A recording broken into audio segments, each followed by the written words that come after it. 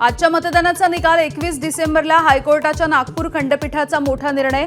नगर परिषद पंचायत समिती निवडणुकांची मतमोजणी एकत्रित होणार। कुणीतरी कोर्टात गेलं म्हणून मतमोजणी पुढे ढकलणं अयोग्य। मुख्यमंत्री फडणवीसांची प्रतिक्रिया। निवडणूक आयोगाने सुधार करावा, हे यंत्रणांचं अपयश अशी ही प्रतिक्रिया। 264 नगरपालिका आणि नगरपंचायतींसाठी मतदानाला सुरुवात। अनेक मातब्बरांचं भविष्य मतपेटीमध्ये कैद। अनेक ठिकाणी मतदारांचा उत्साह।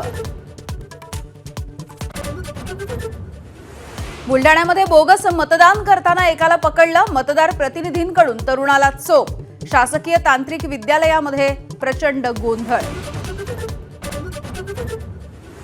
वर्ध्याच्या पुलगावमध्ये मतदानाच्या एक दिवस आधी वृद्धांचं आधार कार्ड पळवल्याचा आरोप। गोंधळ उडताच भाजप कार्यकर्त्यानं आधार कार्ड परत आणलं। शिंदे सेनेचा आक्रमक पवित्रा।